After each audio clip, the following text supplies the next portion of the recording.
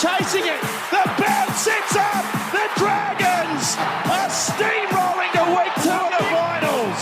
Inside the last 10 seconds of the game, St George, Illawarra to the death, trying. Brown goes to the air. Going back is Mabon, leaping high and taking it in marvellous fashion with Rod Wishart. He has scored an incredible try and ties this ball game up. Bartram from 18 metres out, he strikes it nicely. St George Illawarra win for the first time in their premiership life. Here's Nathan Blacklock down the sideline, chipping over the top of Joel Kane. Got a room-service bounce to win the game for the Dragons and book himself a New South Wales Blues Origin jumper. Episode 179 of the Red V podcast coming at you tonight, folks. Jack Clifton and Curtis Woodward in the chair ready to dissect everything about the St George Illawarra Dragons. And, well, it's going to be a Ben Hunt episode, isn't it? With all of the fanfare, all of the news and reports over the last 3 to 4 days surrounding Ben Hunt, surrounding his future at the Red V after asking for an immediate release last week. We're going to be talking about that, how the decision came to pass. Are the Dragons going to relent? Are they going to release him? If not in the foreseeable future, perhaps at the end of the year, do they buckle under the media pressure and let him go? And we'll also talk about what effect that might have on the Dragons, their Friday night game against the Warriors, of course, with Hunt playing and being part of that Queensland Maroons camp up there in the Sunshine State as they look to take the series in Game 2 in Brisbane on Wednesday night against the Blues. We'll also round up your latest news, Dragons news. We'll touch on that team list that was named a couple of hours ago by interim coach Ryan Carr. We'll preview that match against the Warriors, have your fans' corner questions, lower grade rap, and a lot more here tonight on the podcast. Curtis Woodward is right beside me. Well, not literally, but figuratively, and he's ready to talk everything about the mighty Dragons. Kurt, welcome back to the podcast, mate. How are you travelling tonight? Very well, Jack. Let's go. Well, that's the shortest intro you probably ever hear from Curtis Woodward ever. You know that he could talk underwater with a mouthful of marbles, but that's all you're getting from him tonight so far in his intro. But Kurt, like in all seriousness, want to kick off the podcast by chatting about Ben Hunt. I didn't want to take up 9/10 of our Dragons news and update just on the Ben Hunt news. I thought it deserved a different subject line to talk about. What have your initial reactions been of the news of Ben Hunt asking for a release from the Dragons? Yeah, I think this has got more meat to it than Anthony Griffin sacking, and there's a lot to happen here, and opportunities. I guess both sides playing a bit of chess at the moment. I think Ben Hunt's side has kind of got the ball rolling and trying to start a bit of the media cycle, and we know how that usually ends. I was a bit shocked to begin with, but it kind of makes sense in a way as well. But should we really be shocked at this stage? He basically said in the media a few months back when there was talk of Griffin going, along the lines of, I don't have the energy to start again. Do not sack Anthony Griffin. I can't do it. I'm supporting Griffin. So right now, those comments look like basically saying, why did you sack my friend? I like cashing my checks and losing games of football. He didn't want change. He liked the way they were playing. He basically said they didn't need a change. So in a way, he was happy to not see change, which is he was happy. He was happy. He was happy to lose. He was happy to sit at the bottom of the table and cash his check and have his best mate in the coaching box.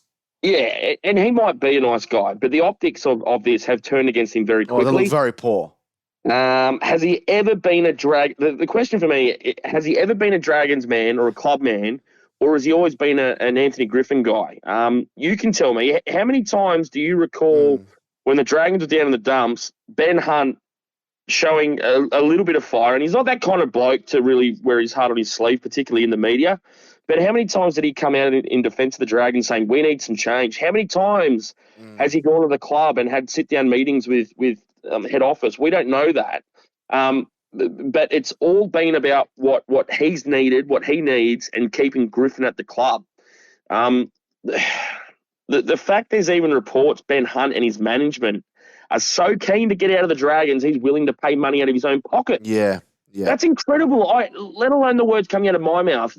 To read that from Buzz Rothfield, how much truth to that, I don't know. But if Ben Hunt's manager is on the phone to all and sundry and trying to get as many yarns out there as possible. Something like that would have been said.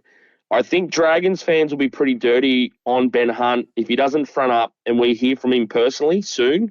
And I think Dragons fans can handle it. But like, just get the truth out there. Hear his side of it. You're under contract. A coach got sacked. So what? Do your job. Get on with it. Say everything you need to say, but don't hide behind your manager and all these Chinese whispers and sling mud. And I'm not saying he's slinging that much mud at the moment, but he's playing a game. And for some kind of misconceived perception that his hands aren't getting dirty with all this. And he knows exactly what he's doing as well, Kurt, because this isn't the first time that he has used the media as a tool to get what he wants as captain or as a player for St George Illawarra. The amount of times just this season that he's come out in the media and he said, well, if you, like you touched on earlier, Kurt, well, if Griffin gets sacked, I might just have jack of all this and I might end up going bush. And the amount of times he came out prior to the season starting saying, we're going in a really good, in a really fine direction, a good direction. Sacking Anthony Griffin will undo all of this good work. It was just lies. So I've been more disappointed in the fact that he's constantly come out and played, I guess, a psychological game with the media, knowing what the media is going to report, knowing what they're going to say, and whether that's to put pressure back on the higher ups at the Dragons, who we know are completely incompetent. That's neither here nor there. They're not getting a free ride through this. But I think it shows a real selfish ambition from Ben Hunt, and I think the timing of it for mine is very, very bizarre. Buzz Rothfield and James Hooper and a few other journos have come out recently the last 24 to 48 hours and have reported that apparently he's jack of, I guess, management, that is CEO Ryan Carr and head of football Ben Harron. Well, okay, like fair enough. If he's got problem with management, I don't begrudge anyone asking for a release if that's the case. But this is also a guy that re-signed for a further 2 years back in December. Ryan Webb was CEO then. Ben Harron has been the football manager at the Dragons, I think, for the last decade. So it's not as if anything had changed. So I don't know whether it was the fact that Griffin's sacking was the straw that broke the camel's back, or he's all of a sudden there's maybe been conversations between him and his manager and other clubs, and he realises that he could potentially get out and maybe finish his career in Queensland or finish his career with a team that has a better shot of winning a premiership or playing finals football than the Dragons do. But I think it's really poor timing, and it's really distasteful for a captain of the club to want to get an immediate release 6 months after re-signing. I've gone out on radio before and here on this podcast and I've been savage for saying that I think the Dragons would be better off without Ben Hunt being able to use that money on other positions within the side that could make the Dragons a more well-rounded side, I guess. But when this is coming out now, you should see the reaction from Dragons fans. They're sick to death of what's happened over these last 3 to 4 days, Kurt. And really, it's not the way that a captain should be acting. I know he doesn't have all of those. He's not a John Sattler type. He's not, he's not a Norm Proven. He's not a Mark Coyne. He's not one of those guys that, is known as a natural leader in the dressing room. In fact, the reports that I kind of hear from people close to the club is he doesn't have much to do with the players outside of game day and on the training paddock. But very, very disappointing to see these kinds of things, Kurt, especially from your captain. And as I mentioned, sound like a broken record, but no less than 6 months after re-signing. And the Dragons have made him a very rich man. He's been paid a lot of money over a long period of time for not much success at all. And I know that the halfback he doesn't kind of start and die with the success of a rugby league club. I know there's mitigating factors that come in there, but I think when you're being paid in excess of $1 million a season, and he had some really bang average seasons, Kurt, prior to the last couple of years, I think it's downright disgraceful what we've seen these last few days. Yeah, and look, from what I can see now, and it's currently 7:18 on a Tuesday night, so we're recording a little bit later tonight, but I can see on Twitter about 25 minutes ago, Mark Levy through the Wide World of Sports. It must have started obviously at 6 o'clock tonight on 2GB. I didn't get a chance to listen to the audio yet, but there is a line in the article where Shane Flanagan, who, and I'm glad he's doing this, he's getting out there and trying to ride this wave, if you like to call it that. There's a line here that that basically insinuates that there hasn't been much dialogue at the moment between Ben Hunt and Shane Flanagan. But there's a quote here: Ben's just as frustrated as the fans are with how things are going. So Shane Flanagan's trying to calm it down a little bit without obviously having much communication with him. The other one too, to me, is I know there's a few questions later about head office, and I think you're going to ask about the board in a minute as well. But Mercury Sport reported yesterday, I think it was, a yarn with the CEO, Ryan Webb, who was asked about Ben Hunt. And these words to me are telling. Ryan Webb says, "We just need him to talk and tell us why he feels he's in this position and why he feels he's leaving is the best option."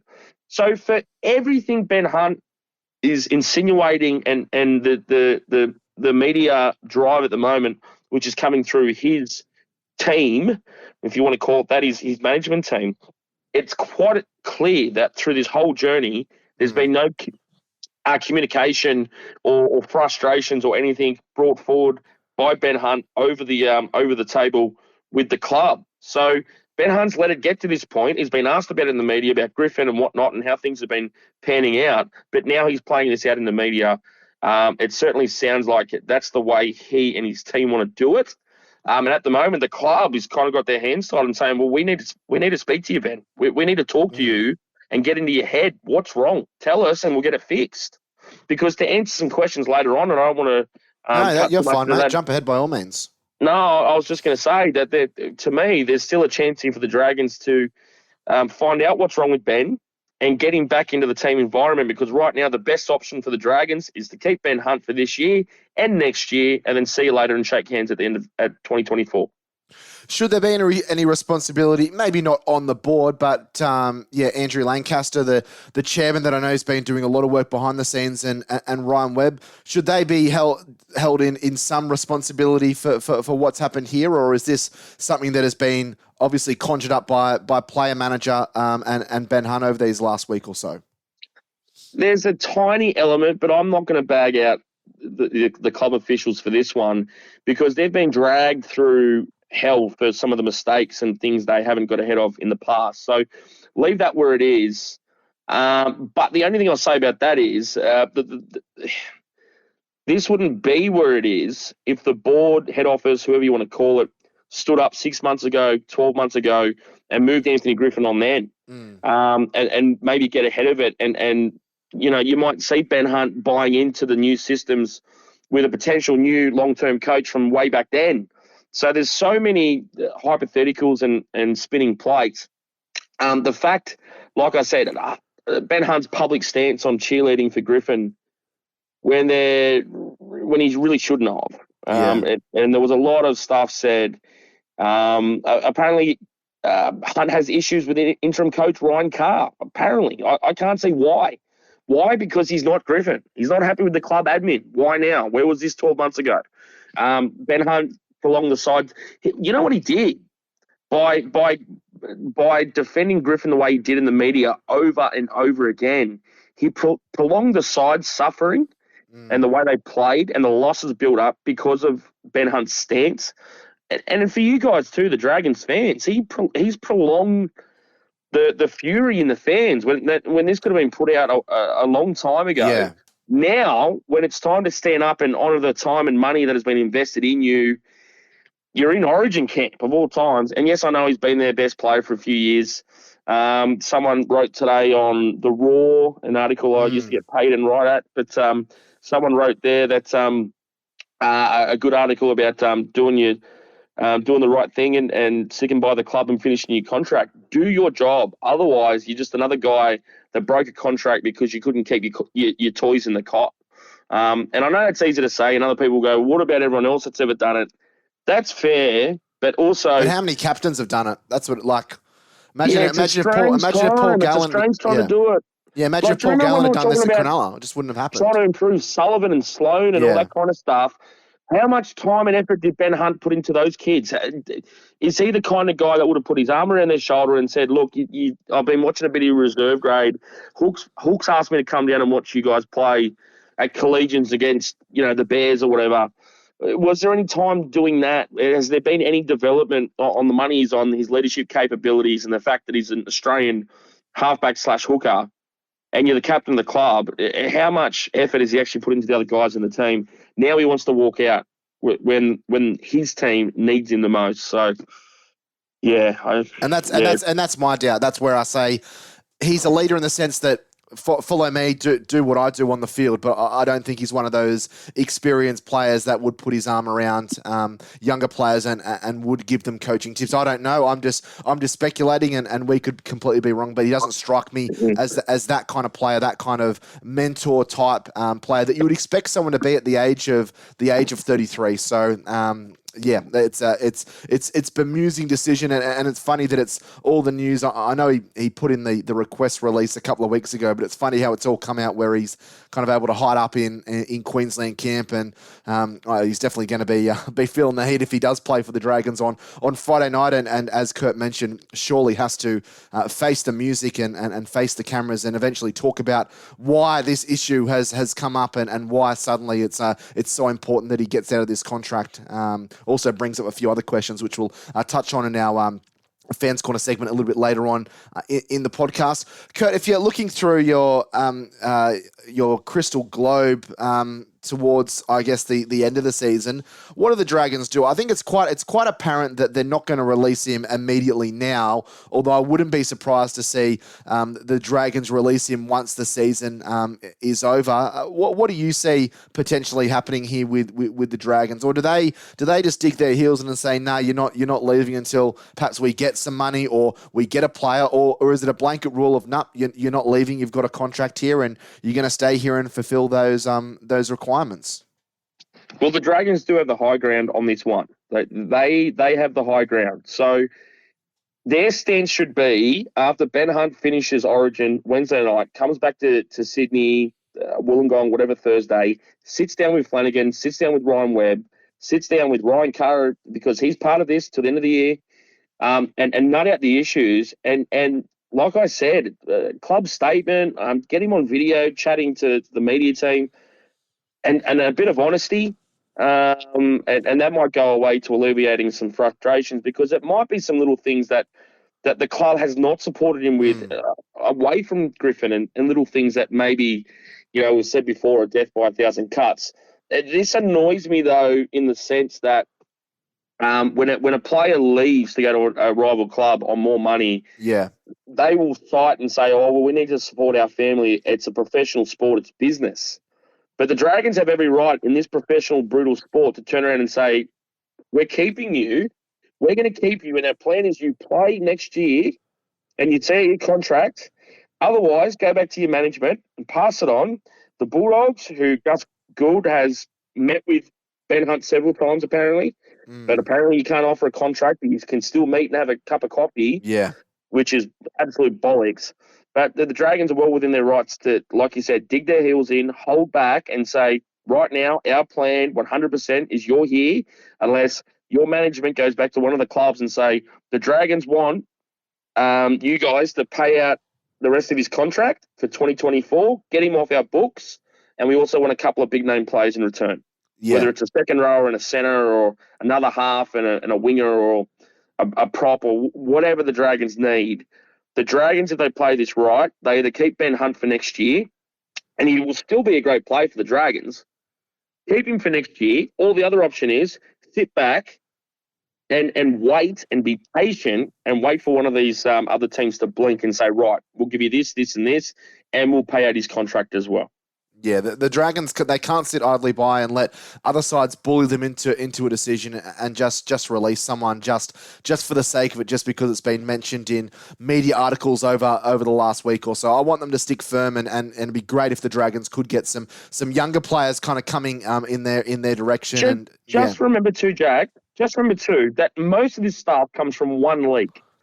All these stories come from one leak, two leaks, and then all of a sudden the media, and a lot of it, you'll see it on different panel shows and opinion pieces and all this kind of stuff, where it just snowballs and a lot of it becomes guessing games and all this stuff. And it works out really, really well for the management of the player. But if the Dragons just hold where they are, and be honest with Ben Hunt and say, we need to fix this because we have no plan of releasing you. What's going on? And sort that out first. Do it after Origin. And if he plays on Friday night and he's spoken to the Dragons media and the fans understand where he's at, that might let a few Dragons fans sleep a little bit better leading into the game against the Warriors. Yeah, plenty more news to unravel about that, no doubt. It has been a season from hell for the Dragons fans, and it continues with all the off-field drama, all the on-field drama, and Ben Hunt just the latest in a long list of things that have distracted the Dragons in season 2023. Well, that's enough talking about the Ben Hunt release. We'll be talking about him a lot more over the course of the podcast. Let's jump in and take a look at your Dragons news and updates for this week.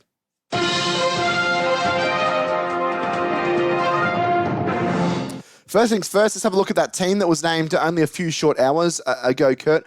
No real surprises here for the Dragons. I guess a bit of a surprise for some fans that Ben Hunt named at halfback. The Dragons have come out and said they will assess to see what he's like when he does return to Sydney after State of Origin on Wednesday night. So you could very well see Junior Moan, who's been named on the bench in 14, shifting into the halves, and Jayden Sullivan potentially shifting from 5'8" to halfback. But that's something that's is not going to be confirmed until close to kickoff. This is the 17-man squad for the Dragons. Torrell Sloan at the back, Matt Fierney and Mika Ravalawa on the wings, Moses Sully and Zach Lomax the centres, Sullivan 5'8", Ben Hunt is the halfback, Francis Molo and Blake Laurie, who come off the bench as a late inclusion in the last game a couple of weeks ago against South. He is starting in the other prop position, Little the hooker.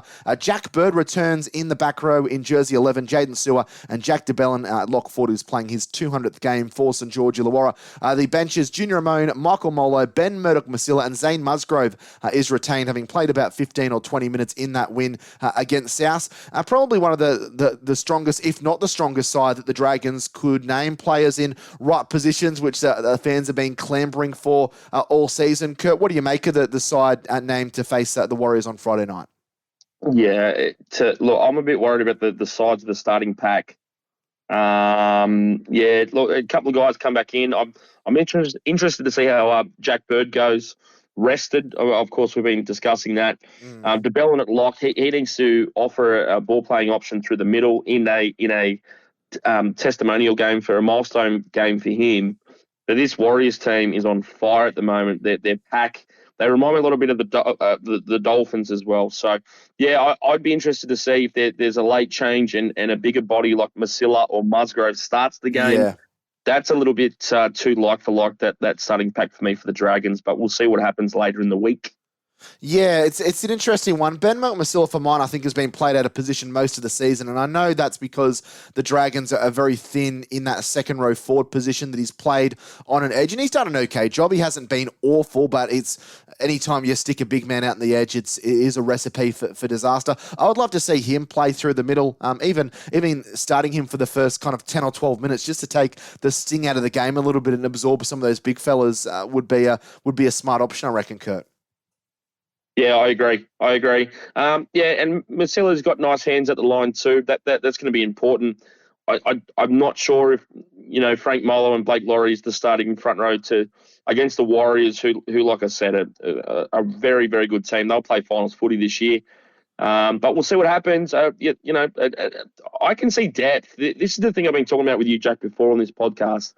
Is that at the start of the year we were talking about Woods and Umbai starting and all this kind of stuff. And I said, hopefully, as the year goes on, these guys get pushed further and further and get squeezed out of the team because there's guys coming up. Umbai's down now at 19th, and obviously Woods has been moved on. I'm shocked Toby Couchman's number 21. So, look, we might see him. Jaden Hunt, he's been improving and he can't make the 17. So, good signs there for the Dragons. They're building depth. But like I said, we'll see what happens. The Dragons love a late change, whether it was Griffin or now Ryan Carr. So we'll see how this looks on before kickoff Friday night. Good news for that Friday night game for the Dragons is the fact that the Warriors have an absolute pitiful record at Wollongong. They did win the last game that the two sides have played at Wollongong. That was all the way back in 2018, but have lost the previous 10 prior to that. So it has been a happy hunting ground for the Dragons. And the Dragons have also won their last three at three very bizarre venues. Well, not Cogra isn't bizarre, but they've played them at Graham Park where they won 1918. That was famously before Barbecue Gate. They beat them on the Sunshine Coast round one last year when the Warriors, of course, were still playing away from home, and then won the clash against the Warriors at Cogra last year by 24 points to 18. So Dragons will be shooting for 4 in a row against the Warriors, although it is a very different Warrior side than the sides they've played in seasons past as well. Talking of Ben Hunt, the NRL has sent a warning to Ben Hunt's management team with rumours surrounding his management team talking to rival clubs during the season. I guess technically you're allowed to have a conversation. No one can stop you from having a coffee, as you mentioned with Phil Gould just before, Kurt. But having formal discussions about contract negotiations and where your future may lie is certainly a no-no. And I guess some of the anger that Dragons fans are probably feeling about Ben Hunt is the fact that if someone's asking for an immediate release, they're not going to stand in the Centrelink line on Wednesday morning to collect their payment from the government. They've got another job lined up. There's sides out there that have at least been inquiring. So there's probably a bit more. There's a few more legs to this, I guess, warning sent by the NRL to Ben Hunt's management team than I guess we first anticipated when this dropped a couple of days ago. Yeah, it's crazy that we've now got players out in the open, in open media conferences, literally talking that, that they're admitting that there's other clubs chasing them. And I mean, there's a question in the fan questions later. I won't take the thunder from that, but bloody hell, I mean, pull your heads in. Like the NRL cannot police it completely, but seriously, it's really hard for fans out there from any club when you turn around and clubs churn out 7-8 jerseys in a year, and for an adult it's $160 a pop, and we're expected to buy those jerseys and pay up for memberships and give up our freezing cold winter Saturday nights and Sundays and whatnot, go to a game, $30 to get in, $40, whatever. If you got a family, it's a couple of $100 if they're hungry. And then on any given Wednesday, your superstar player says, "Oh yeah, look, my management's talking. There's been, there's people chasing me." No word of the fact that he's contracted, and it's so poor. It's really, really, really poor. But what do you do? It's the NRL. Some news that has certainly got lost in amongst the Ben Hunt news is that Josh Kerr is no longer a Dragon. He'd already signed a contract to be with the Dolphins from 2024 onwards, and it was probably one of the worst kept secrets in the Dragons land that Josh Kerr was going to leave. I think the Dragons just wanted to make sure they had bodies back on deck before they did release him. So he's actually already been named on the bench for the Dolphins for their clash this Saturday afternoon. So Josh Kerr leaves the Dragons. Thank him for his service. One of those players that we probably saw glimmers of performances from him that made us think that he could be a real leader in the forward pack for the Dragons, but had way too many errors in him, whether you put that down to the individual, whether you put it down to coaching. I imagine he's really going to flourish and thrive under Wayne Bennett up there in Queensland. A Redcliffe boy as well, so certainly going back home. So we wish Josh all the best and thank him for his service to the Dragons over the last few seasons. He's been in the first grade side for the last few seasons, but prior to that was playing in the reserve grade side for some time. Coming from the Melbourne system, played under 20s with them, and I'm sure he'll be someone that Dragons fans will keep an eye on as he takes up a tenure there with the Dolphins for the next few seasons. Some injury news. Unfortunately, an MCL injury picked up by Dylan Egan last week means that could potentially be season-ending for Dylan. He's been a real star for the Dragons in the lower grades, a really big body in the back row. Has played a mixture of Jersey Flegg and New South Wales Cup, but it's mainly been in that reserve grade system in recent weeks. Hopefully, we do see Dylan on the field in some aspect over the course of 2023, but it seems it's a pretty serious injury at the moment, and he'll at least be on the off the field field for the foreseeable future. Had a great season, so it is a shame to see one of those young players that could potentially be knocking on the door of the first grade side. Will certainly be training with the first grade side next year. So we wish Dylan a speedy recovery there. Let's jump into this week in Dragons history, and this week we jump in the time machine and go back to 2003 in the first of our 3 matches on this week in Dragons history. We go back to round 15, 2003, as the St George Illawarra Dragons played down at WIN Stadium and defeated the South Sydney Rabbitohs by 34 points to 20. It was a high-scoring encounter for the Dragons.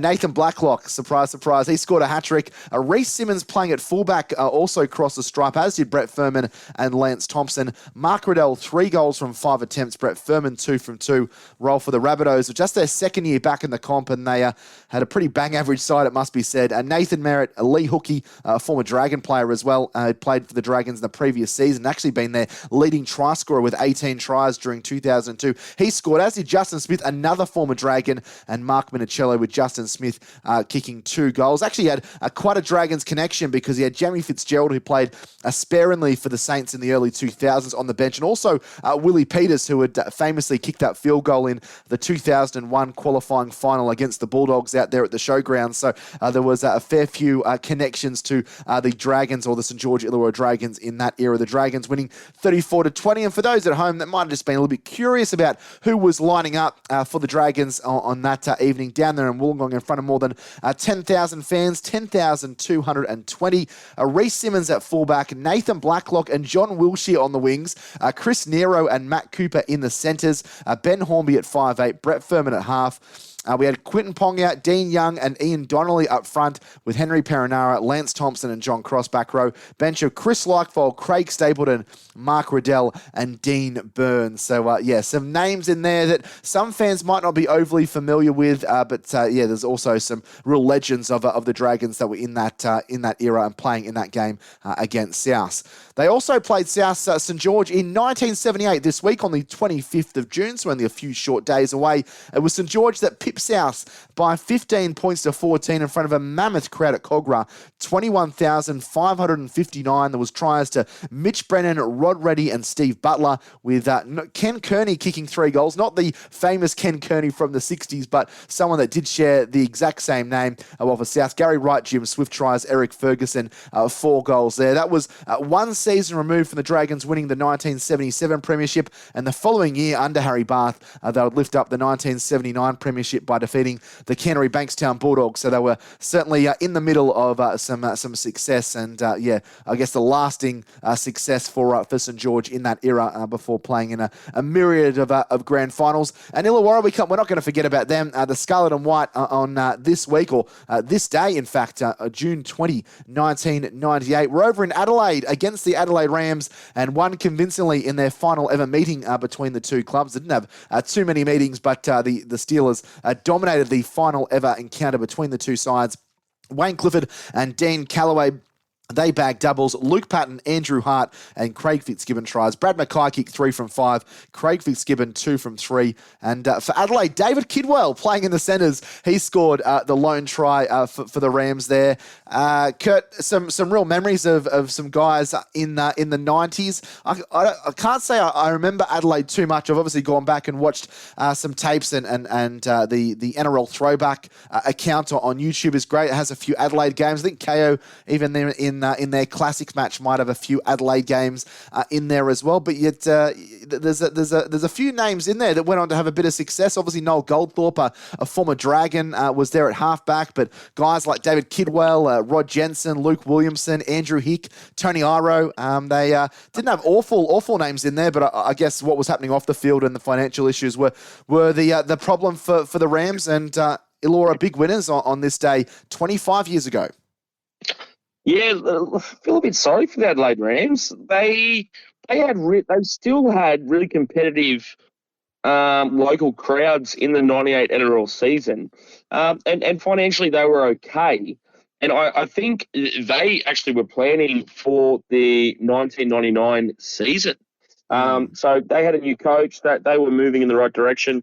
Another guy you didn't mention there is a guy called Graham Apper, who absolutely was a point-scoring freak for the Rams in their latter years.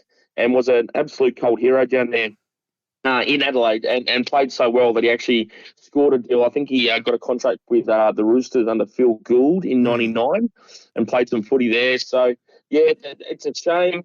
You know, they went out of the comp. They survived the merger of Super League and ARL, got in the NRL, and then they got booted at the end of '98 into '99. I think they were close to having their season launch when they got dusted, which was crazy. So, yeah, look, I imagine if they were still in the comp, you could talk about Perth if they were still in the comp too, but just a crazy time. And look, luckily for me as a kid, I would have been 10 in '97, and we actually had Galaxy, as it was called back then, before it was called Foxtel. So we got all the Super League on a Sunday and stuff. So if the Magpies weren't down at Campbelltown and I was watching them, I'd be watching the Super League game at 2:00 and then watching, I think back then on Channel 9, it was a 5:00, 1 hour replay of the Sunday game. So, yeah, just a great time of football and so much happening politically off the field too. But Adelaide, they didn't deserve to get punted. But, unfortunate, but that's what happened. Talking Grant Appo in that season, 14 games, 12 tries, 34 goals for 116 points. So if he'd doubled that, he would have had well over 200 points for the season, as Kurt mentioned. A former Canberra player. And, definitely a point-scoring freak for the Rams during that 1998 season. Let's not forget the birthdays this week. We've got 4 birthdays coming up for St. George and former Illawarra players, or players from the Illawarra region. First is Johnny Riley, who was a partner, still alive, Johnny. He's an old man now, obviously, but part of that St. George side in the 1960s. Actually formed a great combination in the centres in 1959 with him and Reg Gasnier. They both debuted that year. Ironically, they both missed the 1959 grand final, which was the season where St. George went through the whole season undefeated. Their only blemish was a draw against Balmain in the latter portion of the season. He also got a chance to tour with the 1959-1960 Kangaroos, and he was a non-playing reserve against the Kiwis also in 1959, making just one test appearance against Great Britain. And then after he finished his career, he actually went down and played with Moorabbin in the Victorian Rugby League competition in the mid-1960s. But for the first few years, he was a mainstay, scored 10 tries in that 1959 season, then played 10 games in 1960 and a further 16 in 1961 and 13 in 1962. But with how strong the Dragons were and how strong their local development was, and players being signed from other regions, I found it hard to break back into that side, and only played 9 games over the next 2 seasons and left his career with 61 games for the St. George Dragons, scoring 22 tries. But him and Reg Gasnier, they were a lethal centre combination back in the day. It's also the birthday coming up later this week of the late, great Brian Johnson, the former fullback for the St. George Dragons. He was the Dally M fullback of the year in 1980. He was a prolific try scorer for the Dragons and also played in that 1979 premiership victory over Canterbury. He joined Eastern Serbs in 1985, only played a handful of games for them before he played for Warrington in that same year, and also returned to coach Warrington in 1990 after he was career in the New South Wales Rugby League was done. A total of 159 games in the New South Wales Rugby League, scoring 55 tries. Large majority of those with St. George. He scored double-digit tries in 1979 when the Dragons won the premiership. He scored 12 tries then, 10 tries in 1980 and 12 tries in 1982, and finished his career playing just 3 games for St. George in 1985 and played 12 for Eastern Serbs in 1986. Unfortunately, and very sadly, we lost Jono at the age of 59 on the 11th of January in 2016. But even though he did pass away, and we still have those wonderful memories, and no doubt there's many older fans than me that remember seeing him in the flesh at Kogarah. Blonde hair flowing, a very important player for the Dragons back in the day. As were these 2 other players playing in a completely different era. The first is Wayne Collins. He will celebrate his 56th birthday in 4 days' time. He was part of the St. George side, I guess the revamped St. George side in the early 1990s. He played in the grand final loss to Brisbane in 1992. He also played in the 19 1993 defeat, but spent most of the 94 season in reserve grade, with obviously Nathan Brown coming out of the woodwork and putting in some really fine performances for the Dragons. Signed on with the South Queensland Crushers and played with them for 2 seasons and finished his career with Leeds over in the English Super League.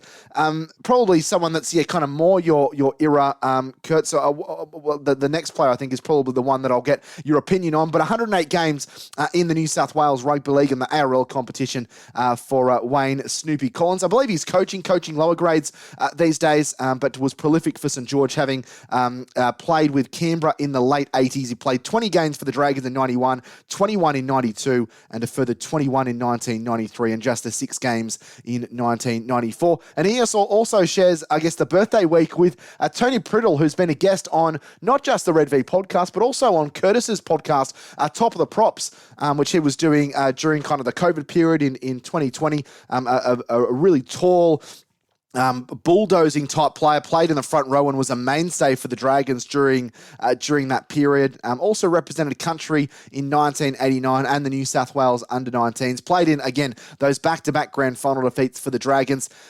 Finished his career with St George in 1995 and famously kind of became one of the highest paid players playing Queensland Cup when he eventually, a Super League contract was still running and he didn't really have a club to go to, and found himself playing Queensland Cup and getting paid $250,000 or $300,000 a season. Fell out with Brian Smith, and there's been a few players from that St George era, Brad Mackay probably being the most notable other one, that fell out with, I guess, the hard-nosed tactics and no-nonsense style of Brian Smith. But a wonderful guy, Tony Priddle. Kurt, we've both had the pleasure of chatting to him on our different podcasts, doing mind mechanics and a lot of psychology-type work and counselling and doing some really good things, because I know he spoke on the Red V podcast about the struggles that he had, I guess, mentality-wise, dealing with the pressures and rigours of first grade football, and he's been using that to good work and helping other people that maybe not experiencing the issues in a professional sport arena, but struggle, I guess, with the mentality-wise thing of I guess, other aspects of their life. A great player, a total of 103 games for the Dragons in his era of play from 1990 to 1995. Yeah, lovely fella, very, very honest, and obviously doing something, way out there. I didn't even realise before I did the podcast with him what he was up to. And a really quick funny story. He was waiting on my call to do the podcast one night. I do like to do my best work at night. But he was also waiting for another call from a new customer of his. And I rang up all bubbly and said, "G'day, Tony, it's Curtis here. Can't wait to chat to you." And then he thought it was the other guy, his new customer, and said, "Wow, I can feel a real spirit in you. You're really upbeat." I was like, "Oh, I'm the podcaster, mate. I'm sorry, I'm the other guy." But you could do with some psychology work there, mate. Yeah. So he thought he was in Flynn there, and he was probably thinking, "Oh, I don't have much work to do with this bloke." But yeah, no, he was really great and so raw and honest. Very, I could feel like he was really open and emotional with his the way he talks and all that kind of stuff. So, obviously, like you said, fell out with Brian Smith and didn't know really why, because he was kind of the cornerstone of that Dragons pack. I mean, if you talk about the Dragons, that forward pack, Tony Priddle, he took it up to the Broncos in some big games, particularly games during the season as well, where the Dragons.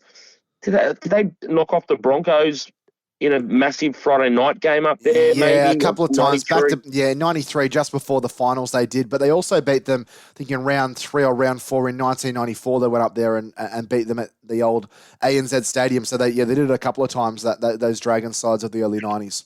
And I brought up the Torpedoes with him, and he said he absolutely hated them. Yeah, well, so did everyone. I think Brad Mackay refused to wear them, and other players only did it because Brian Smith told them to. Apparently, Brian Smith knew someone, and it was, some money-making endeavour that was happening there, Kurt. And still very, very dirty on the Broncos, the infamous fake white ball that they left behind. That the Broncos wrote up all these fake game plans before the grand final and left it somewhere for the Dragons to see it. And Tony obviously a bit dirty on that. Like back then, that's gameplay, I guess. But wears his heart on his sleeve and obviously doing good things. And As a neutral, I can just assume from the way you talk about him too, he's much loved by St. George Dragons fans that remember that era very fondly. Yeah, fell out in that 1995 season when the Dragons were kind of really on a hot streak heading to the finals. Ironically enough, a lot of the players we've chatted to have spoken about 92 and 93, but they say that 1995 was the year they thought St. George could win the premiership, and it's no surprise to see that there wasn't a spot with him. Obviously a great player, Tony, but the front row for the Dragons have just kind of picked a late season game where they played South Queensland, and you had David Barnhill and Jason Stevens as your starting props, and then second rowers were Gordon Tallis, Scotty Goulet, Wayne Bartram at lock, and then the likes of Lance Thompson and Troy Stone on the interchange bench. So there was plenty of quality in the forward pack for the Dragons, but Tony Priddle gave us a lot of good memories over the 6 seasons with the Dragons, playing 103 first-grade games. Wish him a happy birthday, as we do to all of those St. George legends that we've mentioned for the birthdays this week on the Red V podcast. Before we finish our Dragons news and update section, we're going to do the Who Am I question this week on the podcast. And this player played a grand total of 2 first-grade games for the St. George Illawarra Dragons during the 2003 season. Before that, they were someone that represented the Canberra Raiders for 5 seasons between 1993 and 1997, had a season at the Warriors before 3 seasons at the Roosters, and then had a year out of football in 2002, came back with the Dragons. That didn't work out, only 2 games there, and then finished off his career with the Villanova Leopards and also the Wigan Warriors for 2 seasons in 2003 and 2004. Was a prolific member of the New Zealand side, played over the course of 9 seasons, playing 35 matches for New Zealand and also scoring 2 tries. Born on July 9, 1970, his position was prop, stood at 182 centimetres and 102 kg. Kurt, any idea on who the Who Am I is this week, mate? Yeah, if it's who I think it is, the poor bugger may no longer be with us. But yeah, that's correct. Yeah, just loved by everyone that played with him, and just a good battling Kiwi that got every ounce of football out of him, and just sad that he's not with us anymore. Yeah, we'll have a few more clues and reveal all a little bit later on in the podcast for the Who Am I. Time for us to take our first break here on the Red V podcast. You're listening to episode 179 with Curtis Woodward and me, Jack Clifton. On the other side of this, we'll preview the match against the Warriors on Friday night. Chance for the Dragons to continue their uptick in form this Friday night in the standalone primetime game. The Dragons take on the Warriors down there at Wollongong with an 8 o'clock kickoff. They've won 2 and lost 2 in the 4 matches that Ryan Carr, the interim coach, has been in charge. And gee, they'd love to make it 3 out of 5 and also make it back-to-back wins and collect 6 points out of a possible 6 with the bye last week and the victory against South a week before. I guess the elephant in the room, Kurt, is the news of Ben Hunt. How will it affect, or how will the news and I guess all the conjecture around it affect the side leading up to this? Because we can kind of get the BS answers from the players and the coaching staff saying they're focused and they're concentrated on what their duty is and what their task is. And we know that's not necessarily true, because if we go all the way back to 2010, in the media, the media was constantly hounding the Dragons about, you've got the chokers tag. Does it affect you? Are you going to be able to get over the hump of not winning semi-finals? And the players were saying, no, it doesn't affect us at all. No, we're just focusing on our job. And then when they interviewed them after the grand final win, likes of Hornby and Young and Soward all said, it massively played on our minds. So I don't think the players can fool us by saying that it's not having any effect at all. I think even if you're focusing on the job at hand, there's still going to be those outside distractions, that outside noise. How much is that going to affect the Dragons heading into the game? Maybe not affecting the game per se, but affecting the lead up to the game, training tomorrow, training Thursday, captain's run on Friday morning. What impact, if any, do you reckon that's going to have on the Red V? This is the part that worries me about the Dragons. So yeah, you can go out and train well. You can train better than you did last week, the week before. You can do everything right, but the thing that you can't control is what players are thinking in their heads. I said last week on the podcast that the next 5 weeks, starting with that bye last week, was the biggest 5 weeks of the Dragons season. It's bookended by a bye last week and a bye 4 weeks down the track, and in between there's 3 games and 2 of them are in Wollongong. I'd hate to think that after all the improvement we've seen in this team, of all people, it's a Ben Hunt circus that brings them down with some dirty laundry that could have been discussed and aired behind closed doors. So, like I said, this is where it worries me. Is like, yep, like I said, you can train really hard and you can train harder than you normally do, but mentally, if you're off, if this Ben Hunt stuff affects some of these players even 5-10%, the way and I've been watching the Warriors closely this year, they're not going to beat themselves. They are a good football team. So this is where it worries me because, yep, they can say that Ben Hunt, that's his prerogative, blah blah blah.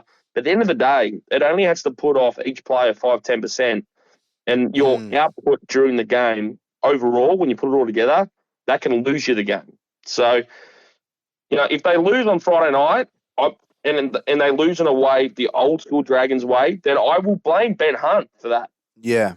And Dragons fans should blame Ben Hunt for that. If they go out and win on the weekend, that proves that they are developing as a team and can put other shit to the side and play football. But I'm still very worried about the Dragons because it's not the old saying 1 step forward, 2 steps back. This is like 3 steps forward, 3 steps sideways, and 2 back, and then back to where you were. So I don't know. Ask me after the game on Friday night and the score and how they play for 80 minutes.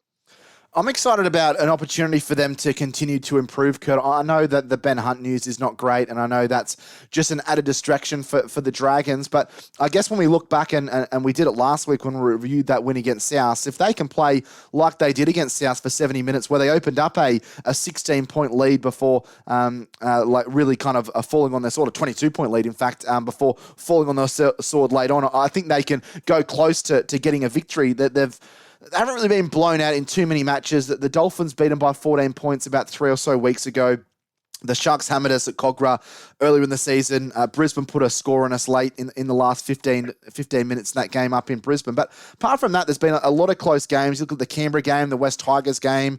Obviously, some of the wins they've churned out have been relatively close victories as well. So I'm just looking for that continued improvement. The Warriors, obviously, very well coached side, very well drilled side. But it's not as if you're playing the Penrith Panthers or Melbourne or one of those sides. I know you can probably argue that the coaching might even be a little bit similar to the style of football those sides play, but I think if the Dragons can stick to their guns and play to their strengths, then they could potentially cause an upset here, Kurt. But I think more important than that, even if they do lose, I just want to see some improvement from the younger players. And I know we talk a lot about Sloan and Sullivan and Amone, but just even some of those, maybe not necessarily young players, but guys like Michael Molo and Francis Molo, guys that we occasionally see them kind of burst their way out of the wrapping and put in some good performances for 20 or 30 minutes. Want to see that continual improvement of them, and especially I think the bench as well. Someone like a Zane Musgrove has been playing in reserve grade most of the year. Probably his career coming to a crossroads in some point, Kurt. When you look at him, he's been at South, he's been at the Tigers, he's come across to the Dragons. Really should be someone that should be starting every week if he can get it all right, as we've seen him do previously in his career. Would love to see him take the opportunity and put some barnstorming performances together. But I guess there's a bit of excitement for the Dragons in the sense that you feel they've turned the corner a little bit. They're playing a lot better than they did under Anthony Griffin, and I would just love to see that improvement continued. Obviously, everyone wants to see us win, Kurt, but seeing that improvement, I think, is a big thing, especially from some of those young forwards running around for the Dragons. Yeah. To me, though, I still see some immaturity in the team, and it's not just the kids. I think sometimes the Dragons and the type of players they still have in their team, Lomax, DeBellin, Laurie, Bird, Sully, I think sometimes Dragons play the logo more than they play the numbers or they'll get up for Penrith at Penrith because they're not expected to win. They get up for the Roosters because it's the Roosters. Doesn't matter, even though the Roosters are struggling and they barely beat them. They got up for the Rabbitohs for 75 minutes because it's the Rabbitohs. But then I was alarmed before the Dolphins game. I was worried about the Dolphins game, and I said, look, this is a red flag for the Dragons, and I feel like the Dragons didn't play the team. So if the Dragons do their homework, they will respect the Warriors as much as they did Penrith the other week. If they don't, then we're going to see the same kind of performance we saw against the Dolphins. So I hope that they get up for the game.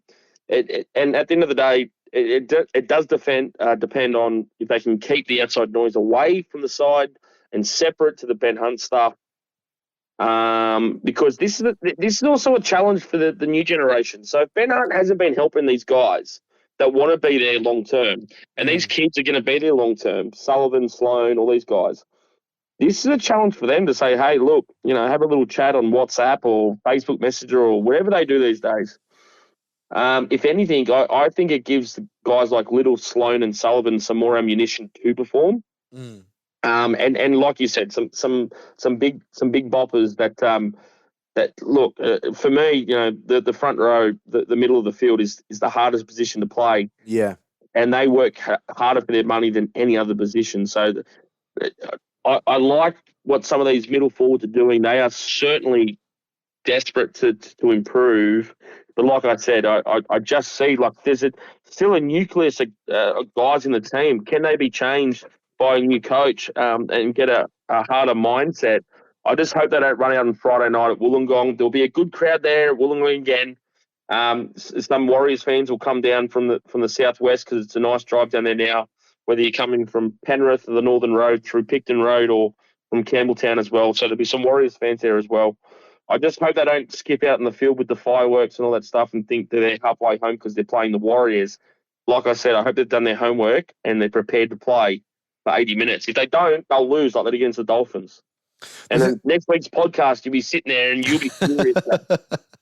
The thing that worries me about the Warriors is the fact that I think they travel a lot better this year. I don't know whether that's got to do with the coaching. I don't know whether it's the fact they've been in Australia for the last few years. But the years gone past, Kurt, you would see the Warriors at Wollongong, or you'd see the Warriors at Cog. You'd be like, oh, we've got this one stitched up. Like, Warriors can't travel. They might have won their last away game in Australia, but they normally only won 2 or 3 away games in Australia. But they've improved so much. The coaching's obviously great. They're traveling a lot better. Sean Johnson's in really good form. He's probably the one that worries me the most. But as you've mentioned, and as we talk about at length on the podcast, it starts in the middle of the field. It starts with the forward pack, and the Warriors, especially Adam Fanua-Blake, a former Dragon player, played lower grades with the Dragons for some off-field stuff, meant the Dragons had to let him go. He's the man that can really bulldoze that Dragons forward pack, bully them and lay the platform, because if the Dragons can get over the top of the Warriors pack and restrict the time and the space that Sean Johnson and Wade Egan and some of those other players are getting, then the Dragons are probably going to have a lot of success. But it's kind of easier said than done, isn't it? Because they do have some real big boppers that could cause the Dragons a lot of headaches on Friday night. Yeah, it's interesting, Jack, that you mentioned something there about the Warriors did not used to travel well. I think mentally now, a lot of these guys living on the Sunshine Coast for 2 years, not seeing their families. Yeah. And traveling from there, I mean, it's one thing to be together as a football team. It's another thing, and some of these guys, a lot of these guys are Kiwis that used to travel before COVID and maybe didn't like it. But now they're sleeping in their own beds till Wednesday, Thursday in Auckland and appreciating more that, you know what, it's not that bad flying over from Auckland anymore. Yeah. Because what's the other option is going into lockdown in COVID and not seeing your kids and sleeping in your own bed and waking up in your own bed and getting into routines. So, so the Warriors, to me, alarm bells for the Dragons if they don't start well. But also, not just that, I think they're maturing as a football team. And they got a beautiful sprinkling, like reminds me of the Warriors of the early 2000s, where they've got some really good outside backs and some good local Kiwis and Samoans and Tongans and stuff like that. But also their pack, but a nice sprinkling of professionals that have come across from Australia that are filling some positions too. So if the Dragons aren't there to play, the Warriors will make them pay for that. Yeah, just having a quick look. The last time they had a proper home and away season like we're seeing this year, that was in 2019, and they played 12 games away from home, 4 wins, a draw, and 7 losses. So only scored 218 points on the road as well. So, scoring less than 20 points a game. So they've certainly got over that hump, playing some pretty good footy, and I think they're starting to, along with the Dolphins, register themselves as everyone's kind of second favourite team again. Let's just kind of like look in the future and just kind of have a what if. I know some people don't like this, but I love doing the kind of what ifs. Ben Hunt doesn't play on Friday night, and the Dragons have got to try and win without him. It probably gives the Dragons some valuable experience, Kirk, because I think in the past Ben Hunt has kind of been the main man for the Dragons, that they almost have kind of reminiscent of what Newcastle were like in the 2000s when they had this horrific win-loss record when Andrew Johns wasn't at halfback, whether he was playing for New South Wales, whether he was injured or suspended. It's kind of like that with the Dragons. I want to see them get some experience and churn out some wins without him there, because if Ben Hunt is released at the end of the season, or if he's released in the next few weeks, or whenever that happens, or if it does happen, then the Dragons are going to have to try and learn to win without him, and without some of that individual brilliance that we do see from him on occasion. A good opportunity if Hunt doesn't play. I would be surprised if he doesn't play. I think he will line up. I think the Dragons are probably just trying to control the narrative, control the media a little bit by naming him and saying, "Oh, we're not sure if he's going to play," and hopefully for them, for their sake, they hope that it softens the blow a little bit. But if he doesn't play on Friday, it's a great opportunity for Junior Ramon and Jaden Sullivan in the halves to say, "Hey, we've had a couple of bites at the cherry when Ben Hunt hasn't been here, and we haven't been able to have success. Wouldn't it be great in our local area, in our hometown, we can push the Dragons to victory against a much more fancied opponent with our Queensland and Australian rep on the sideline?" Yeah, we kind of said the same thing before the Dolphins game when Sullivan was the half. So that they didn't get it right there. No, they didn't. To me though, this is a big Friday night for Sloane. So Sloane is going to have his work cut out for him this week against the Warriors kicking game. And we've already talked about, and a lot of people talk about Sloane and his positional play so far this year, and sometimes he gets lost. Shaun Johnson is on fire. He's kicking more often and longer than any other halfback in the competition, leads the NRL for kick meters, and they're getting reward for his kick meters too. It isn't like he's just kicking for the sake of kicking and kicking long. Sloane, he needs to be really, really good defensively, and I'm not just talking stopping tries and getting his body in front of some big boppers from Auckland or from New Zealand, sorry. Not just on the ball, but his angles and changes of direction defensively, particularly if and when Johnson kicks early on third or fourth for corners. So there's going to be a bit of cat and mouse there. I just hope Sloane gets it all right, because that's the part of his game that if you ask a lot of former first-grade professional footballers that did it for a long time, and I've said it before on this podcast, it's easy to show up on highlight reels and all that kind of stuff, that it's making sure that you're reading the play 2 plays before and getting a feel for when Johnson's building for a kick, or just watching little mannerisms and stuff like that, and doing your craft and learning during the week and understanding that I need to get here on the football field, or my team's going to be on the back foot for 5 tackles. Yeah. So there's so much more to his game he needs to learn. And I can't. It's 2023. A couple of years ago, Shaun Johnson was on the scrap heap at Cronulla. Yeah, that's right. Yeah, whether he was going to get another game, and he's potentially a Dally M medal winner this year. The way he's playing, him and Payne Haas are absolutely killing it. I don't know what the Dally M leaderboard is. I'm only going off the 81stminute.com's Beats and Rodriguez medal, and it's them 2 at the top. So for me this weekend, Sloane can score a couple of tries. That's great, but if it's 20-all with a couple of minutes to go and he's out of position and someone scores, or there's a 40-20 out of nowhere that he should know is coming when the game's on the line, they're the things that he needs to get better. So I'm watching Tyrrell Sloane very closely this week, to the point where, you got one eye on the line, the defensive line, and the attacking movements of the Warriors, but also where Sloane is on the field, because that's going to be just as important as anything else on Friday night, is Sloane kind of beating Shaun Johnson Sean Johnson's boot. Yeah, it's going to be a big game for Torres Sloane. He searching for consistency, probably more so in his defence and positional players we've been speaking about here in the podcast, but he also have to do the business at the other end of the park as well. A big game for all of the Dragons players, but especially some of those young players on Friday night down there at Wollongong. Hopefully a big crowd. I know it's been tough with obviously the Ben Hunt news, but got 17,000 at Cogra, admittedly on a sunny afternoon against South a fortnight ago, and Wollongong always really well supported down there. So hopefully we get past that 10K figure and, plenty of people get through the gate and be cheering on the boys as they look to get another 2 competition points there against the Warriors. Let's move into your lower grade wrap this week. It was a good weekend for the Dragons lower grade side. The Dragons New South Wales Cup side recorded their 6th victory of the season, moved themselves up to 9th place on the table. And in the meantime, took out the Roy Masters Cup with a huge win against Western Suburbs by 46 points to 4.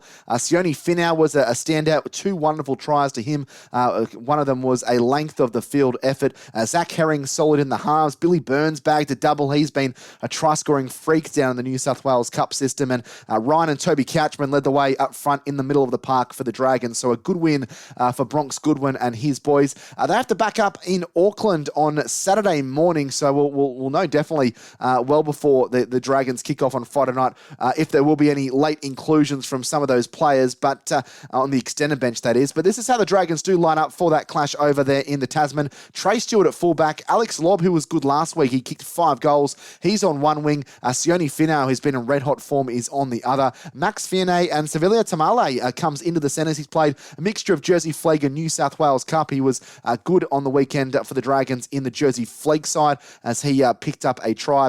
Paul Turner is back and named in the 5/8 position. He has had a hamstring injury in recent weeks, so we'll keep some close tabs on that to see if he is a late scratching from that match against the Warriors. Zach Herring is the halfback. Toby Couchman and Alec Tuatavake, he's mainly been coming off the bench, Alex, but is named in the run-on side alongside Toby there. Connor Mulheisen goes back to hook up. He was playing in the halves in recent weeks due to some injuries. Back row of Jackson Sherribb, Dan Russell and Ryan Couchman, who locks the scrum. And the bench, Harley Finney, 14, Nick Luitoso, 15, Nick Sagrana, 16, and Hamish Stewart in jersey number 17 there. There might be some late changes, but the Dragons will be desperate to get a victory there against the more fancied Warriors, who are in 5th position. They've won 8 games on 19 competition points. The Dragons are doing all right. Their away form, 4-2, does hold them in good stead, and they have been able to win 3 out of their last 5, and on 3 of those occasions, they've scored 40 points or more. It's probably been at the other end of the park that have been the issues for the Dragons. 354 points scored and 354 points are conceded there.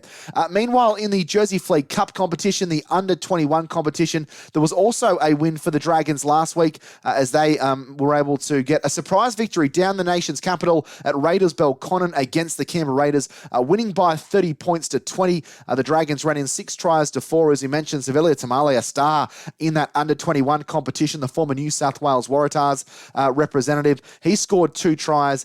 Ben Rumble and Campbell Watchers, who have been scoring tries for fun, they also crossed the stripe. And Nick Quinn and Cooper Roberts tries with Nick Quinn. One of the St George local juniors, he kicked 3 goals for a personal haul of 10 points. The Dragons led 20 points to 10 at halftime and went on with a job in the second half. They find themselves in a similar position to the Dragons New South Wales Cup side. They're in 9th position also, 6 wins, 8 defeats and a draw on 15 points. They're 2 points behind the Raiders, but find themselves 4 points behind the Warriors, their opponents this week, who are currently sitting in 5th position. The Warriors have been very dominant this year, 412 points scored, only 300 conceded, while the Dragons, also find themselves in that kind of that position. So they'll be looking to push on. In fact, no, I've made a mistake there. So scratch what I was saying. Dragons currently in 8th position. I was still looking at the New South Wales Cup ladder, so my apologies for that. So the Dragons currently sit in 8th on 16 points. So that was their 5th win of the season.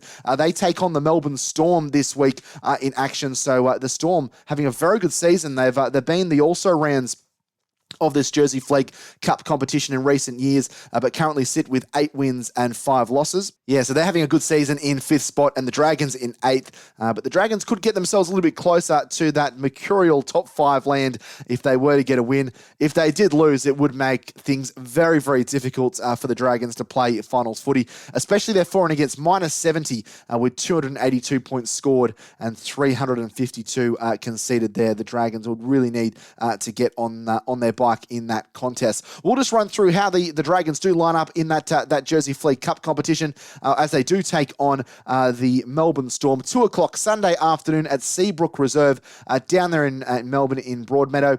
Ben Rumble is the fullback. T. Umariki Haramia Takiri is on one wing. The other winger is Cooper Roberts. The centres Ben Johnson and Campbell Watchers. Nick Quinn is the 5'8". Ashton Ward the half. Jet Liu and Jacob Webster are the starting props. Declan Purcell the hooker. Callum Larkfowl, Harry Rudd and Phoenix Vedenabu Affinity are in the back row, while Ryan Hodgson, Travis Barrett-Hancock, Thomas Phillips and Bryce Magnone round out the interchange bench for the Dragons. That's going to be some keen viewing, or at least keen looking at the live score updates on the New South Wales Rugby League website on Sunday afternoon there, as the Dragons would love to make it 3 out of 3 with wins in first grade, reserve grade, and also the Jersey Flegg Cup competition. Before Curtis and I wrap things up here, we need to dissect your Fans Corner questions for this week on the Red V podcast. Now, first question comes from Sam Jones via Facebook, and Sam has asked, "Hey boys, do you think the Saints should make Ben Hunt see out his contract? I reckon he's the type of person that will still put in each week because he'll still want to be selected for rep and not want his career to end with him playing SHIT or in reserve grade. On the chance of the club entertaining the idea of letting him go, could they demand a high-profile player swap, e.g. if they're going for the Titans, perhaps Big Tino, or with the Bulldogs, Matt Burton? Why doesn't the NRL come down hard at clubs that are trying to break the contract, e.g. take away premiership points and hefty fines?" Kurt, why doesn't the NRL do that? Is it just not a priority for them? I guess there's kind of 2 parts to that question, but love to get your thoughts at least on why the NRL doesn't come down hard on clubs. I guess maybe a bit hard to find concrete evidence. Would that be right? Yeah, that's a bigger can of worms. That's the biggest can of worms in the world, really. The amount of work the NRL would be creating for themselves, because it happens daily. There'd be premiership points being taken and fines given every single week of the season. It would be embarrassing for the game to start policing it. They can't police it because it just happens everywhere. And they don't care. They don't care. They can't care, because if they did care, they would just be creating so much work for themselves. It doesn't matter. There was a mention there about Tino or Matt Burton. You're not going to get those guys. I do like the idea of keeping Ben Hunt at the club, but it will take some pretty good admin work. Now, I guess that they've had some practice with Sloan and Sullivan, who have come out publicly and said they don't want to be at the club. They've done something right there in those situations. So I think they've got some practice there. The only way I'd be letting Ben Hunt go is if a rival club was happy, like we said at the top of the podcast, to cover his contract for 24 and send some top-line talent across. Dragons, like I said, they're perched here. They're the best position because Ben Hunt and his management blinked first. So the club hasn't even had the chance to talk to Ben Hunt about what his problems are, and his management. I should Google and see who he's under, but he's under contract. His management have played their hand. So obviously other clubs are circling. So what are the clubs offering? If there's nothing good, okay, Ben stays at the Dragons, simple as that. But look, going back to before, the question about that, it happens every day. Every single day. You could be like Kalen Ponga could be under contract at the Knights till 2035. Guarantee someone's putting a olive branch out and discussing with Ponga's management. It happens across the game every day. Michael Crossland has asked, who's our captain next year? Do we try and find a leader from within, or do we use the captaincy as a bargaining chip to attract a top-tier player? An interesting discussion, because if Ben Hunt does stay and with all this stuff, are you fine for him to continue with the captaincy? And I guess Michael's question probably more alluded to the fact if Ben Hunt is released, then you do need to look within, because there probably isn't a whole lot of candidates that really stand out to be captain of the Dragons. Yeah, Yeah, good question. Blake Laurie's probably one that's played a lot of first grade or local junior. I wouldn't be that keen on Jack DeBellin being captain leading forward. Jaden Sewell's maybe another one, but there's no guarantee he's going to stay. He might kind of look for greener grass. So it's an interesting discussion to have, Kurt. Well, whether Ben Hunt stays or goes, I'm happy for him to keep captaining the team if he can nut out his problems with the club away from the prying eye of the media and opening his mouth or the management bleeding into the media. Yeah. Jacob Little. Yeah, exactly. Fresh start. He is your hooker. So why not him? I just scribbled this down because I remember I completely forgot about the Lomax Frizzell thing last week, I think it was, and someone asked, who would you like to see the Dragons sign? Is there potential there if Frizzell's got 2, 3, 4 years left in him and there's an option there for him to go into coaching with the club? The question then is, how important is Zach Lomax to the club moving forward? And if bringing Frizzell back, who is a great big man who's played at the club, understands the club, given his guts to the club previously, if the Dragons turned around to Frizzell and said, you're off contract at Newcastle, we want you back, we're shopping Zach Lomax out, how would Dragons fans feel about that overall, Jack? Yeah, I don't know. Too much? Yeah, I don't know. I feel like for a long time we've kind of been sold on the prospect of all this future talent that Zach Lomax is going to show, and for whatever reason, probably coaching and playing behind a pretty poor side in recent years has probably contributed to that. It's not something I would bite for, and I don't think Frizzell would be coming back as long as Jack DeBellin's here. But in terms of sorry, was it DeBellin or Lomax? It was DeBellin. Sorry, that's what I meant. Sorry, I apologise. Oh, I got my Lomax and DeBellin mixed up. So I know there are squeezed out. Yeah. Would Frizzell be open to coming back?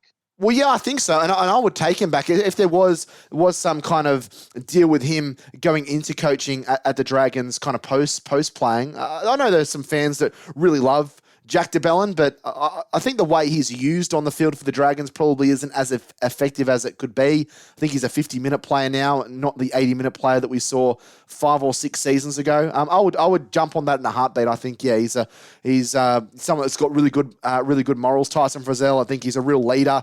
He could be a club captain. I think he's captained the Dragons in previous years when he was dotting the Red local. Yeah, local junior. So yeah, I would definitely jump at that, Kurt, for sure. Yeah, sorry, Jack. I got Lomax and DeBellin mixed up there, but you know what I meant. Yeah. Our next question comes from John via email, and you can always email us here at the Red V Podcast, redvpodcast@gmail.com. Hey, Jack and Curtis, question for tonight's show. As much as I want Ben Hunt to stay, I think he has done his time, and you really can't ask him for any more. Our club has been a basket case, and he clearly just doesn't trust the rhetoric from our board and management. I'm happy for him to pursue other options. I wish him well. It might be a good time to start shedding players and planning for the future. Sullivan, for instance, could be tapped on the shoulder to step up and be our future star half. Hunt is also getting older and is unlikely to keep being able to play at the pay level he is currently on. What do you guys think? Thanks again. Love your work, and the show is a must listen after my Tuesday night training. I know lots of footy players and soccer players have got their cold training on Tuesday, Wednesday nights, and I appreciate anyone that does tune in after the training on whatever night it is. Interesting points brought up there by John, Kurt. Obviously, we've spoken about Sullivan and the younger players and planning for the future, but also I guess if Hunt did leave the Dragons, he'd be on a hell of a lot less money than I think we're paying him on with his current contract. What do you make of some of the points that John's brought up? Yeah, some good points, Anna. I've got to mention too, Jason on Twitter, who's been tweeting us while we're recording.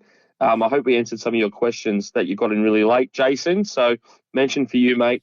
Look, John, honestly, I'm not strong on this either way. I think this works either way. Like I said before, it works well for the Dragons either way. If they let Ben Hunt go, it's not just going to be, sayonara and just rip up the contract and let him go.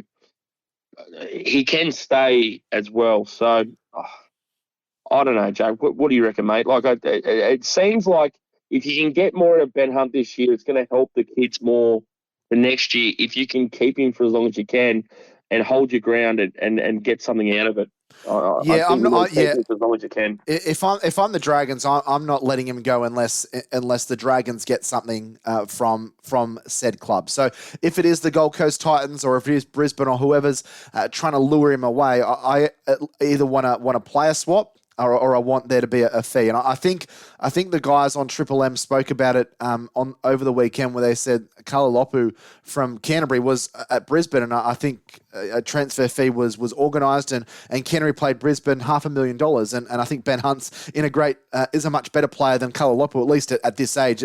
He was kind of an untried rookie coming down from Brisbane, so I would at least want some kind of remuneration via money, by funds that way, or I'd want some players, whether I don't know, like it's hard to know what players someone would want to part with, but I guess it's almost like a trade in American sports. So no one's going to trade away their life for the sake of a player. They're going to want to get the best out of that deal as well. So it's not as if the Dragons are going to get 2 or 3 gun players. So yeah, like we kind of spoke about with Sam's question, we're not going to get Big Tina or Matt Burton. It's probably more going to be someone, a young player floating around in reserve grade, kind of like what we did with Aaron Woods, although I felt like we fleeced Manly a little bit there. I'd be happy to see him moved on. I think I'm personally a little bit sick to death of the constant talking in the media and the complaining, and he is on a lot of money as well. So I guess when you look for the future and when you're planning for the future, that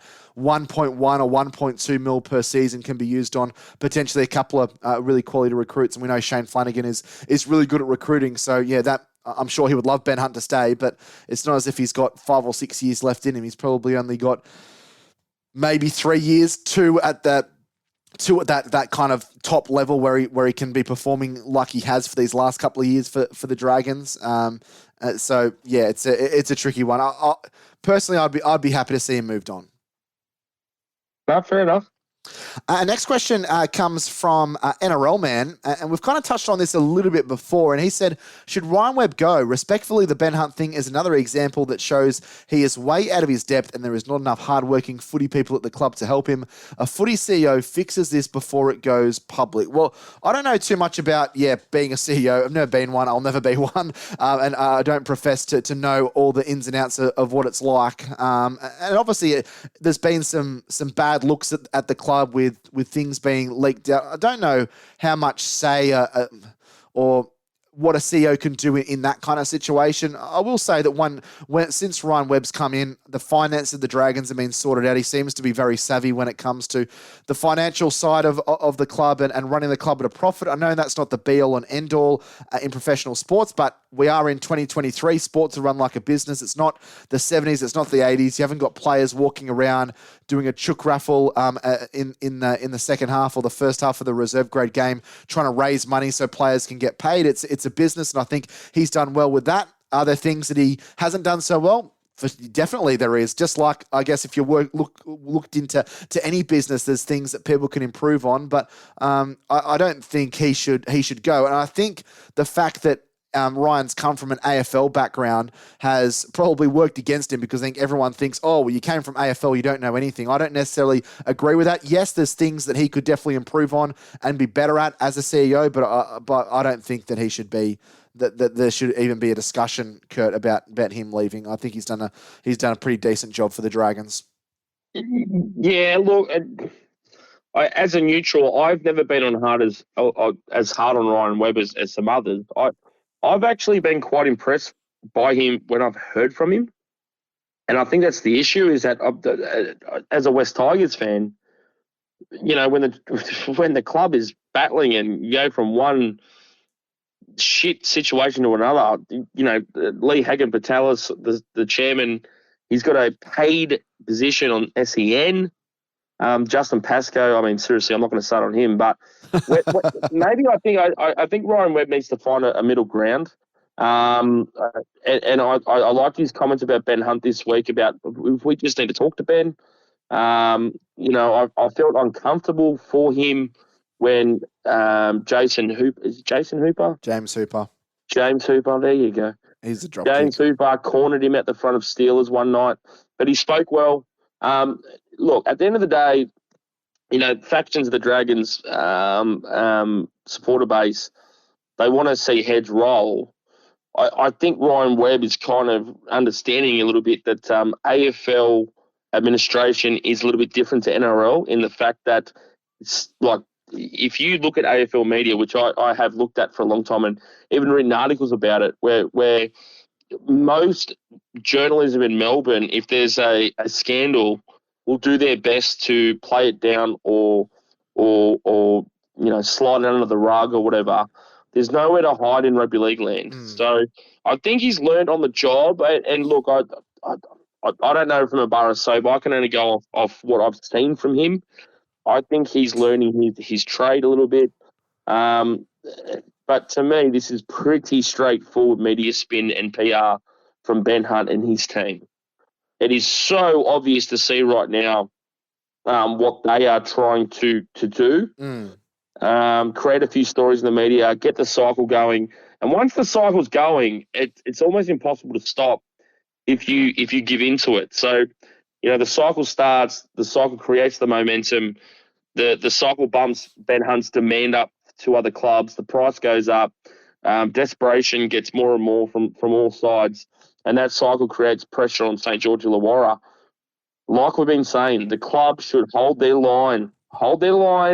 And if Ryan Webb plays this well, and if the Dragons play this well, they will come out of this better than what they thought they might be. So, look, like I said before, the first step, baby steps, is to get Ben Hunt in a room when he gets back to Sydney, back in Wollongong or whatever, and just have a chat. Say, what's going on, mate? Like, where's this come from? What's your problems and why haven't you come to us earlier? So I feel like in this situation, the Dragons front office have kind of been a little bit blindsided by this. And yeah, look, you can say that, so many other things have come to this point, but this is not the culmination of the dramas at the club. And I think that the club understands there's an opportunity here to get this right. And whether it's Ben Hunt long term next year, that's one thing. But business wise, you keep talking about him. Like he comes from like a financial background or whatever, and he knows his stuff money wise. If that's the case, then this should be his bread and butter. Yeah, get it right. Get some players into the club and get someone else paying his contract. Simple as that. Next question comes from William Richard. He said, how is Zach Herring progressing? Do you think he can step up to the NRL soon? Well, he's doing pretty well. I think I said earlier in the year in the podcast, I would love to see him, spend at least the entire season playing in the New South Wales Cup. And he's played most of the reserve grade comp this year. He's not someone that is going to burst onto the scene and you're going to see him have 25 try assists in an NRL season. I think he's a solid player. He's an organiser. He's got a pretty good kicking game on him as well. I think he's been going pretty well.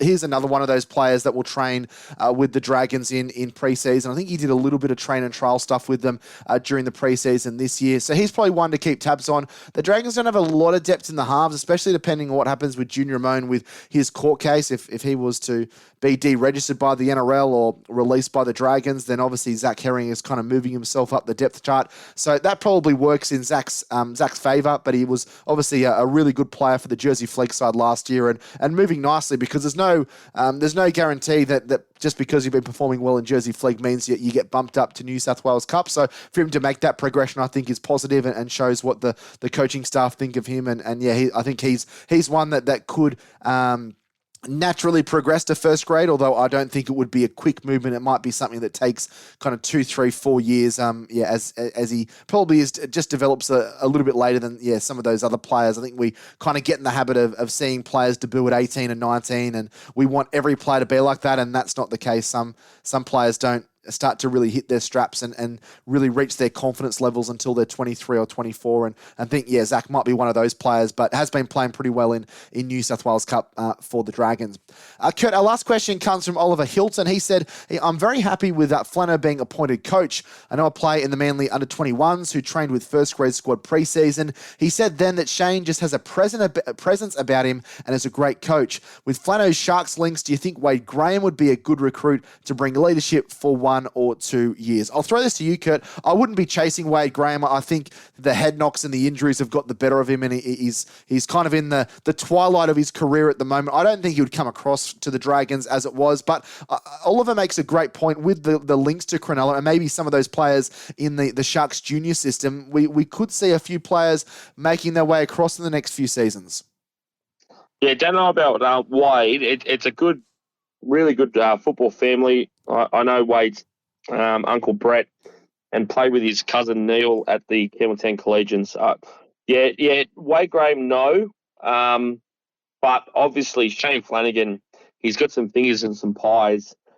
And look, whatever you want to say about him, it's done now. I was a Jason Rolls guy, but it's done now. And I think his connections in the game, not just with the players personally, but the player managers and scouts around the competition too. Good things. Look, you got to go with it, right, Jack? I mean, you can't disagree with it now. It's done. So, what do you think?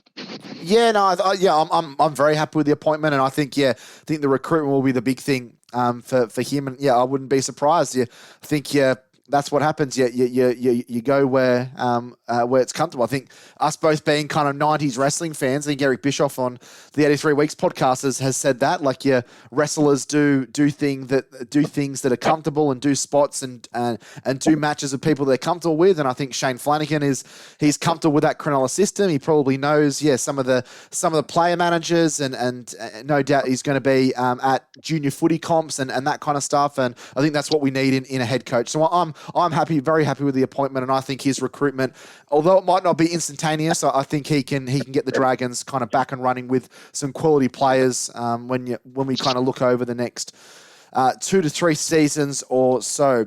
That wraps up all of our Fans Corner questions for this week. If you want to get your questions featured on the podcast, email them to us, redvpodcast@gmail.com, and also throw them below. We'll do a Facebook, Twitter, and Instagram post every Tuesday morning where you can put your questions below our Fans Corner segment graphic. But that wraps up our Fans Corner segment, and almost time for us to get on out of here. But before we do, we need to announce the Who Am I this week on the Red V podcast. Mentioned earlier in the pod, he played just 2 games for the Dragons in 2003, a total of 167 first-grade games, including representing Canberra, Auckland, and the Sydney Roosters, and 35 games for New Zealand. Unfortunately passed away on the 18th of May, 2019. And as Curtis Woodward was kind of alluding to, the Who Am I this week is none other than Quinton Ponga. And we reminisce about Quinton, maybe not so much over the Dragons, but was such a hard-nosed player, such a strong body in the middle, came into that Canberra system, at least in first grade, Kurt, kind of at the back end of the Canberra side being so successful, played in the 1994 grand final, played 74 games for the Raiders over 5 seasons there, but also had a lot of success internationally with the New Zealand national team, but also over in the UK and the Roosters as well. Didn't get to win a premiership with them, but played in the 2000 grand final. Always sad to lose these players long before we should. But I guess we tip our cap to the wonderful player and wonderful human being that Quinton Ponga was through that 1990s and early 2000s period as well, mate. Yeah, no, look, and a real unsung hero of that the Milk, that great Canberra 94 team. Just a really quality front row football player, and kind of offset his fellow Kiwiman in John Lomax, who was an absolute nut job. Yeah, he was, wasn't he? Union guy, I believe, these days. I don't know what he's up to anymore, but Ponga, great player. Didn't have I don't remember him being a dirty player. I just thought he was an up and down, just hit hard, a bit like Ruben Wiki, just, took it and gave it. And sad that his family doesn't have him with us anymore to talk about him, which is a sad thing. So you never know, Jack. That's the whole thing about this whole thing, isn't it? Yeah, that's right. And we like to tip our cap to players that obviously played for the Dragons, whether that was 2 games or 200 games. And Quinton Ponga did pull on the Red V for 2 games in 2003. Hopefully, we gave you some clues and you're able to get that one. If not, we'll have another Who Am I next week on the podcast. Kurt, always great chatting Dragons footy with you, mate. Thanks again for your time over the last 90 minutes or so, mate. Thank you, buddy. Still raining in Edgbaston at 8:42. So keep an eye on that. Yes, I'm going to be staying up late watching some cricket tonight, but if it is raining, I might have a chance to get under the covers and try and stay warm for those cricket fans there out there. There's plenty of you on Twitter that support the Dragons as well. You are God amongst men. Big thanks to Curtis Woodward for doing great work on the podcast as always, and thanks to all of you, the fans, that continue to support us and tune in and week out. We'll be back next week for episode 180, hopefully talking about a St George Illawarra Dragons win on Friday night against the Warriors. But until then, on behalf of Curtis Woodward, I've been Jack Clifton. Let's go those mighty Dragons.